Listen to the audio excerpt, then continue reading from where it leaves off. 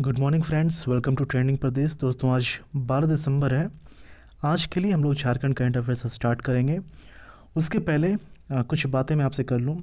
कल मैंने जो वीडियो दिया था तो एज एन एक्सपेरिमेंट वो प्रोवाइड किया गया था, और यही कारण है कि मैं आप लोगों को बोलता हूँ कि आप फीडबैक कमेंट करके फीडबैक देते रहिए। अब आप देखिए, सभी लोगों ने कहा कि वो फॉर्मेट पसंद नहीं है, तो देखिए उसी फॉर्मेट में जिसमें आपको करंट अफेयर मिल रहा था, बस पहले जैसा मैं करके इसे लाया हूँ। ठीक है, तो आप जिस चीज़ में कंफर्टेबल रहेंगे उसी तरह से आपको वीडियो प्रोवाइड किया जाएगा।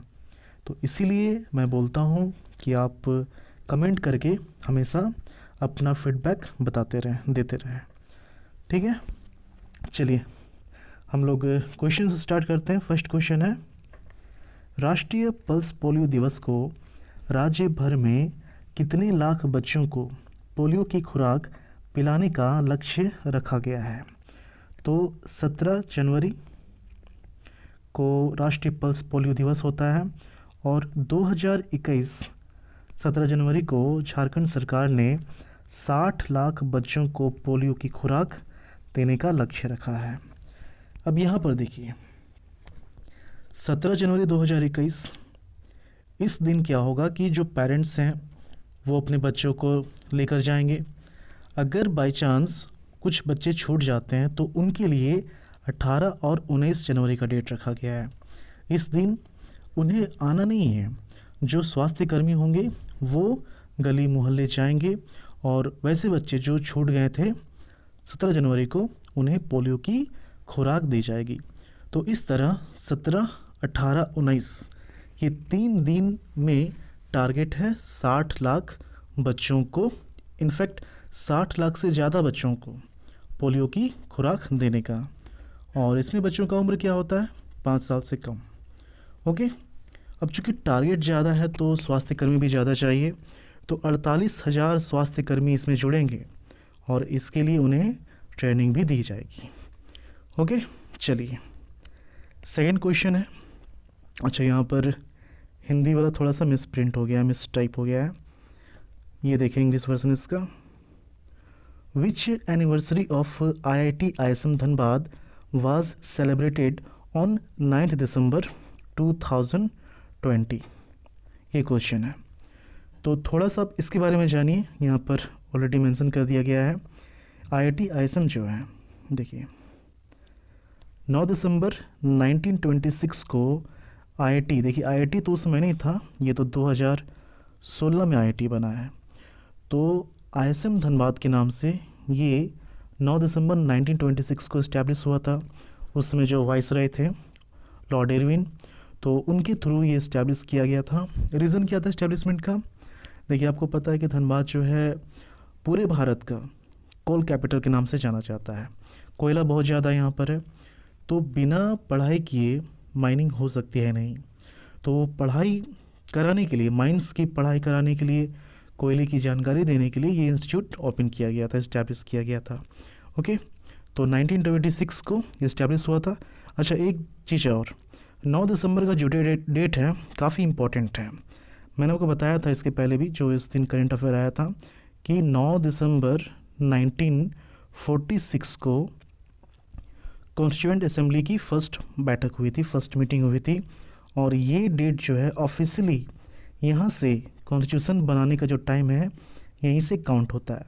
यहाँ से लेकर जो लास्ट डेट है वो 26 नवंबर 1949, यहाँ तक ये काउंट होता है। जो आप याद करते हैं 2 साल 11 महीने 17 या 18 दिन, तो इसी का टाइम पीरियड है। ओके, चलिए हम लोग बात कर रहे थे IIT ISM धनबाद की।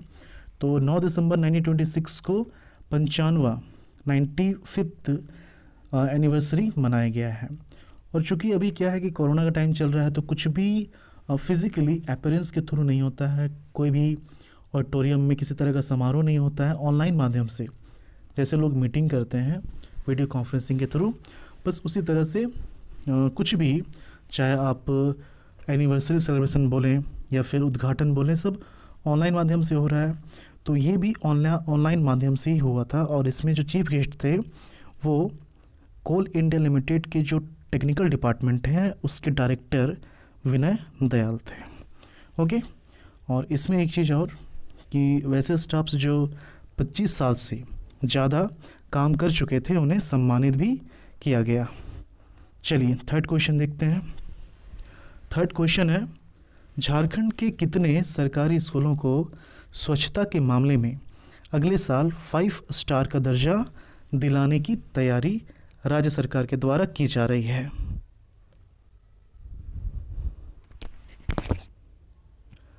सबसे पहले तो आप समझिए कि 5 स्टार का दर्जा दिलाने का मतलब क्या है। देखिए, यहाँ पर अगर हम 100 को पूरा मार्क्स मान लें तो 35 से अगर कम मार्क्स आता है तो 1 स्टार दिया जाएगा। ओके, देखिए 35, 50, 75, 90 और 190 रखिए। तो ये चार आप कह सकते हैं बॉर्डर है एक तरह से। तो 35 से कम आता है तो 1 स्टार, 35 इंक्लूडिंग इसमें, ठीक है, 36 से 50 अगर आता है इसके बीच तो 2 स्टार, 51 से अगर 74 तक आता है, 51 से 74 तक आता है तो 3 स्टार, 75 से 89 तक आता है, 75 से 89 तक आता है तो 4 स्टार, और अगर 90 या फिर 90 से ज़्यादा आता है तो 5 स्टार। तो ये जो है ये मार्क्स का मतलब हो गया और स्टार का मतलब हो गया। ओके, तो यहाँ पर क्या है,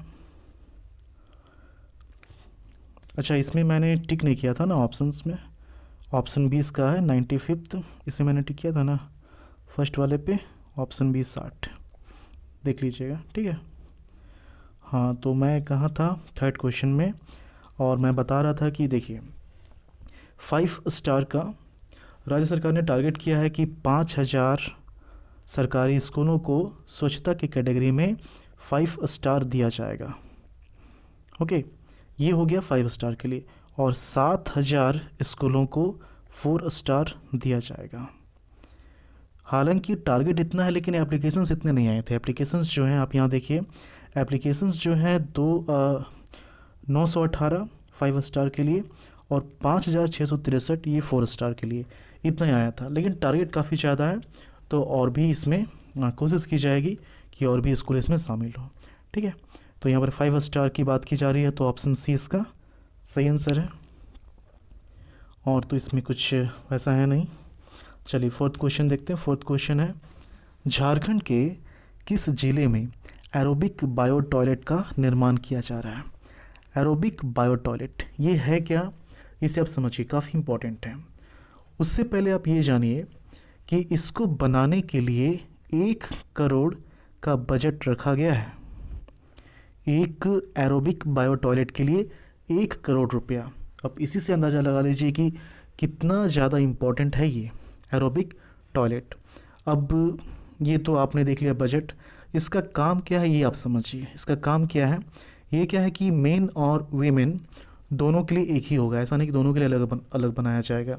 हाँ, वीमेन के लिए उसमें सुविधाएं कुछ होंगी, जैसे कि चेंजिंग रूम्स हो गया और ब्रेस्ट फीडिंग की भी सुविधाएं होंगी, तो ये वीमेन के लिए हो गया। इसमें क्या है कि जो ह्यूमन वेस्टेज होगा तो ऐसा मैकेनिज़्म इसमें बनाया जाएगा कि वो पानी में कन्वर्ट हो जाएगा, और फाइनली इसीलिए ये इको फ्रेंडली है, किसी भी तरह का स्मेल नहीं होगा। ओके, तो ये हो गया एरोबिक बायो टॉयलेट। अब रांची नगर निगम ने रांची में इसे बनाने का एक तरह से टारगेट लिया है, और फिलहाल अभी चार एरोबिक बायो टॉयलेट का निर्माण किया जाएगा, और इसके लिए जो है 4 करोड़ का बजट रखा गया, मतलब कि पर एरोबिक बायो टॉयलेट के लिए 1 करोड़ रुपया रखा गया है।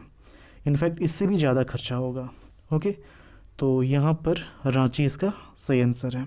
क्वेश्चन में क्या पूछ रहा था, किस जिले में? रांची, और रांची में रांची नगर निगम ने ये काम लिया है इसका निर्माण करने के लिए। ओके, चलिए नेक्स्ट क्वेश्चन देखते हैं। अच्छा, एक चीज़ और इसमें रह गया है कि पहला एरोबिक बायो टॉयलेट जो है उसका उद्घाटन जमशेदपुर में हुआ था 2018 में। ओके, चलिए 5वां क्वेश्चन है, किस राज्य की स्टार्टअप टीम ने यूथ को लैब चैलेंज 2020 नामक प्रतियोगिता जीती है। इसको आप साथ में पढ़िए। इसका जो नाम है ना यही है, youth collab collaboration, youth collab challenge 2020। ये जो है इनोवेटिव आइडियाज़ के लिए, इनोवेशंस के लिए ही एक तरह से कंपटीशन आप कह सकते हैं, जिसमें कि 28 साल से कम उम्र के लोग पार्टिसिपेट करते हैं। तो तरह तरह के लोग इसमें आए थे, देश भर के लोग इसमें पार्टिसिपेट किए थे, लेकिन जिन्होंने प्रतियोगिता जीता वो झारखंड से बिलोंग करते हैं। और उस स्टार्टअप कंपनी का जो नाम है केयर फर्म लैब, ये इसका नाम है। और इसके जो मेन जो चीफ थे प्रियरंजन है, प्रमोद प्रियरंजन। तो इन्हें यंग सोशल इनोवेटर के तौर पर प्रोजेक्ट कप मैन के लिए पुरस्कार दिया गया है। और जो कैश प्राइस है, ये देखिए इनका पिक्चर यहाँ पर, जो कैश प्राइस है वो 7 लाख रुपए है। ओके।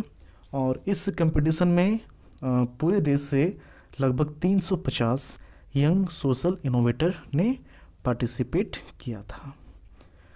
और अच्छा, एक चीज़ और है यहाँ पर कि इससे ऑर्गेनाइज कौन करता है, इसे ऑर्गेनाइज कौन करता है। इस कंपटीशन का आयोजन national innovation challenge and dialogue, united nations development programme और अटल इनोवेशन मिशन नीति आयोग के द्वारा किया जाता है या फिर किया गया था, आप ऐसे भी समझ सकते हैं। ठीक है। तो ये होता क्या है, किसने जीता, कौन ऑर्गेनाइज करता है, आप समझ गए। चलिए, क्वेश्चन कंप्लीट हो गया। इसके बाद कुछ और क्वेश्चन हैं, वन लाइनर टाइप का, देख लीजिए इसे। अभी हाल ही में झारखंड के पूर्व खिलाड़ी सत्यनारायण का निधन हो गया, वे किस खेल से संबंध रखते थे।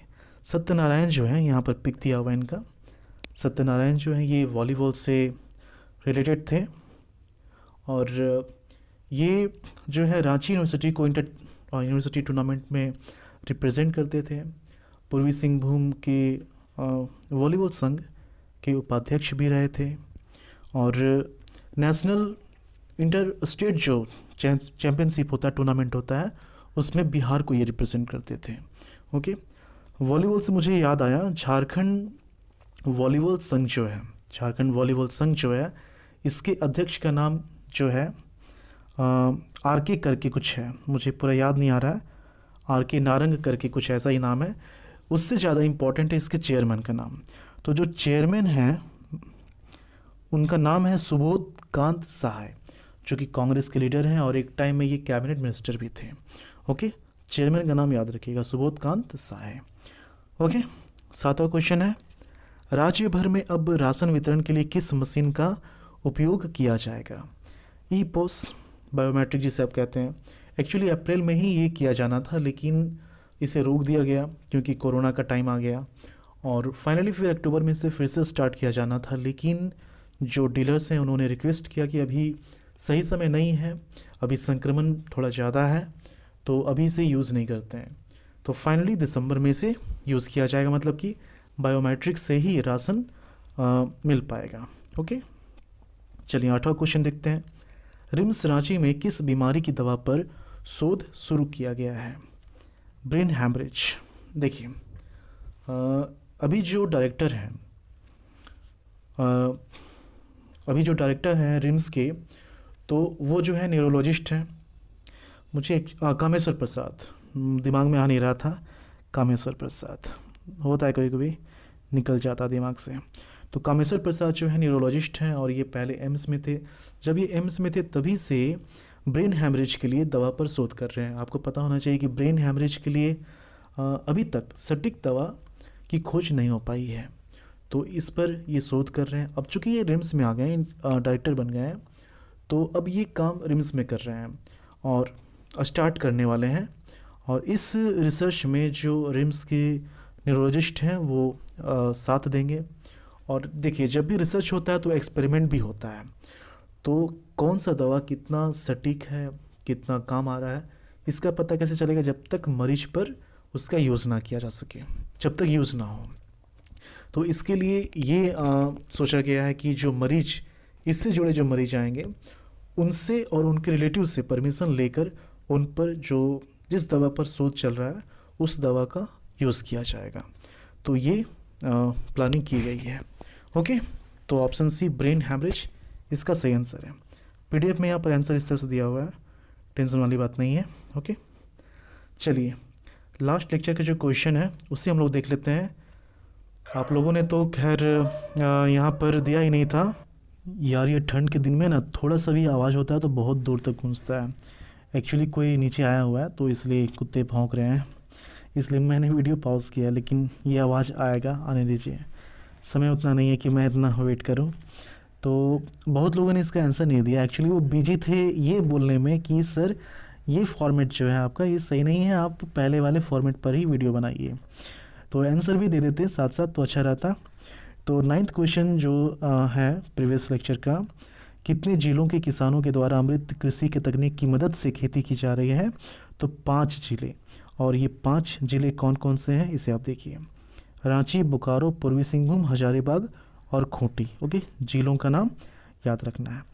आज के लिए आपका क्वेश्चन है, क्वेश्चन पढ़ने से पहले रिक्वेस्ट है कि वीडियोस अगर आपको अच्छा लगता हो तो प्लीज़ आप इसे लाइक करके ही क्लोज़ करें, ऐसे क्लोज़ ना करें। और फीडबैक आप अपना ज़रूर से ज़रूर दें, आपका फीडबैक हमारे लिए काफ़ी इम्पॉर्टेंट होता है। और जब आप थैंक यू बोलते हैं, कुछ अच्छे कमेंट्स करते हैं तो ये और भी अच्छे लगते हैं हमें। ओके, चलिए क्वेश्चन है आज के लिए आपका, village administration in the Kolhan, village administration in दी कोल्हान नामक पुस्तक के लेखक कौन है? रणेंद्र, डॉक्टर गुरुपत रजवार, राधा कृष्ण या फिर महुआ मांझी? तो आप अपना आंसर कमेंट के थ्रू बताएं और इसी तरह से झारखंड के लिए हमारे साथ जुड़े रहें। मिलते हैं झारखंड के अगली वीडियो में। धन्यवाद।